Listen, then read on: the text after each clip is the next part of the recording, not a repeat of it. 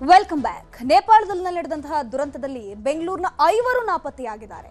ಮಾನಸ ಸರೋವರ ಯಾತ್ರೆಗೆ ಹೋಗಿದ್ದವರು ನಾಪತ್ತೆಯಾಗಿರೋದು.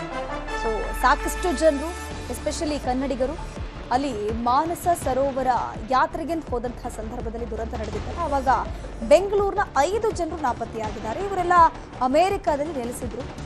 ಅಮೆರಿಕಾದಿಂದ ಮಾನಸ ಸರೋವರ ಯಾತ್ರೆಗೆ ಅಂತ ನೇಪಾಳಕ್ಕೆ ಹೋಗಿರ್ತಾರೆ. ಅಲ್ಲಿ ನಾಪತ್ತೆಯಾಗಿದ್ದಾರೆ. ಶ್ರೀನಿವಾಸ್, ಕೇಶವರಾವ್, ಕೀರ್ತಿ ಆಚಾರ್ಯ, ಸುಧೀಂದ್ರ ಮತ್ತು ವೆಂಕಟ್ ನಾಪತ್ತೆಯಾಗಿದ್ದವರು ಅಮೆರಿಕಾದಿಂದ ಬಂದು ನೇಪಾಳಕ್ಕೆ ಇವರು ಯಾತ್ರೆಗೆ ಅಂತ ಹೋಗಿರ್ತಾರೆ. ಆದ್ರೆ ಈಗ ಅವರು ಸಂಪರ್ಕಕ್ಕೆ ಸಿಗ್ತಾ ಇಲ್ಲ. ಹಾಗಾಗಿ ಆತಂಕ ಹೆಚ್ಚಿದೆ. ರಾಜ್ಯ ವಿಪತ್ತು ನಿರ್ವಹಣಾ ವಿಭಾಗಕ್ಕೆ ಸ್ನೇಹಿತರು ಕರೆ ಮಾಡಿ ಮಾಹಿತಿಯನ್ನು ಕೊಟ್ಟಿದ್ದಾರೆ. ಇತ್ತ ಸಿಎಂ ಕಚೇರಿಗೂ ಕೂಡ ಸಂಪರ್ಕ ಮಾಡುವಂತಹ ಪ್ರಯತ್ನವನ್ನ ಮಾಡಿದ್ದಾರೆ. ಒಟ್ಟು 5 ಜನ ಬೆಂಗಳೂರಿನವರು, ಬಟ್ ಇವರೆಲ್ಲ ಇರುವಂಥದ್ದು ವಿದೇಶದಲ್ಲಿ. ಇವರು ಕೂಡ ಅಲ್ಲಿ ಮಾನಸ ಸರೋವರ ಪ್ರವಾಸಕ್ಕೆ ಅಂತ ಹೋಗಿರ್ತಾರೆ. ಹಾಗಾಗಿ ಹೋದಂಥ ಸಂದರ್ಭದಲ್ಲಿ ಮಾಹಿತಿ ಸಿಗ್ತಾ ಇತ್ತು, ಎಲ್ಲಿ ಹೋದ್ರು ಏನಾಗ್ತಿದ್ರು ಅಂತ. ಪ್ರವಾಹ ಆದಮೇಲೆ ಅವರು ಯಾವುದೇ ರೀತಿಯ ಕಾಂಟ್ಯಾಕ್ಟ್ ಗೂಡ್ಸ್ ಕೂಡ ಸಿಗ್ತಾ ಇಲ್ಲ. ಅದ್ರ ಜೊತೆಗೆ ಅಲ್ಲಿ ರೆಸ್ಕ್ಯೂ ಕೆಲಸ ಆಗ್ತಾ ಇದೆಯಲ್ಲ, ರೆಸ್ಕ್ಯೂ ಕೆಲಸ ಆದಂಥ ಸಂದರ್ಭದಲ್ಲಿ ಯಾವ ಊರು, ಯಾವ ದೇಶ, ಯಾವ ಭಾಗದವರು ಅನ್ನೋಂಥ ಮಾಹಿತಿ ಸಿಗತ್ತೆ. ಬಟ್ ಆದರೂ ಕೂಡ ರೆಸ್ಕ್ಯೂ ಕಾರ್ಯಾಚರಣೆ ಆದಮೇಲೂ ಯಾರೊಬ್ಬರ ಮಾಹಿತಿ ಕೂಡ ಸಿಗ್ತಾ ಇಲ್ಲ ಅಂತ ಹೇಳ್ಕೊಂಡು ಕುಟುಂಬಸ್ಥರು ಆತಂಕವನ್ನ ವ್ಯಕ್ತಪಡಿಸ್ತಾ ಇದ್ದಾರೆ. ನೇಪಾಳದ ನೆರೆಯಲ್ಲಿ ಸಿಲುಕಿರುವ ಕನ್ನಡಿಗರು, ಹಾವೇರಿ ಮೂಲದ 15 ಪ್ರವಾಸಿಗರು ಸುರಕ್ಷಿತವಾಗಿದ್ದಾರೆ. ರಟ್ಟಿಹಳ್ಳಿ ಮೂಲದ 15 ಜನರು ಸುರಕ್ಷಿತ ಆಗಿರೋದು. ಹಾವೇರಿಯ 15 ಜನರು ಪ್ರವಾಸಕ್ಕೆ ಹೋಗಿರ್ತಾರೆ. ಸನೌಲಿ ಗಡಿಯಲ್ಲಿದ್ದಾರೆ ಹಾವೇರಿಯ 15 ಜನ ಮಂದಿ.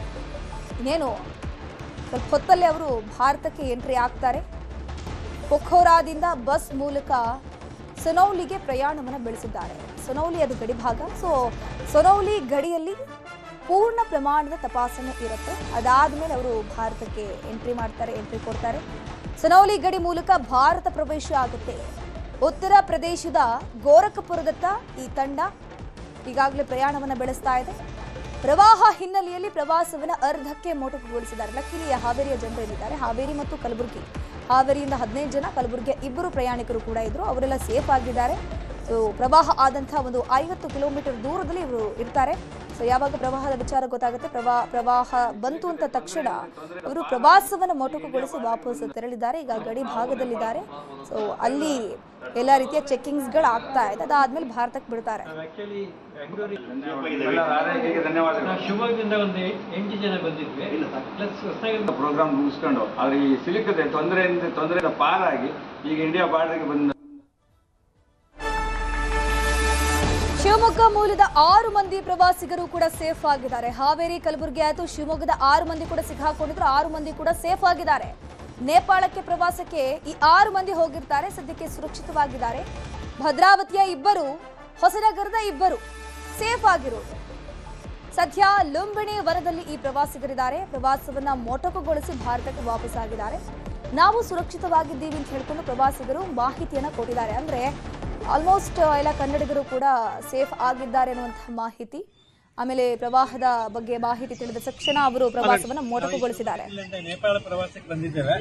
ಶಿವಮೊಗ್ಗದಿಂದ ಇಲ್ಲಿ ನಮಗೆ ಪ್ರವಾಸದಲ್ಲಿ ಏನು ಅಡೆತಡೆ ಏನೂ ಆಗಲಿಲ್ಲ. ಎಲ್ಲರೂ ಸುರಕ್ಷಿತವಾಗಿ ಬಂದಿದ್ದೇವೆ ಅಂತ ಮಾಹಿತಿಯನ್ನು ಕೊಡ್ತಾ ಇದೆ. ಸರ್ಕಾರಕ್ಕೂ ಇದೇ ಮಾಹಿತಿ. ಅಲ್ಲಿ ಸುತ್ತಮುತ್ತ ನಮಗೆ ಫೋನ್ ಮಾಡ್ತಾರೆ, ಅವರಿಗೆ ಕೂಡ ಮಾಹಿತಿಯನ್ನು ಕೊಟ್ಟಿದ್ದಾರೆ. ಧನ್ಯವಾದ.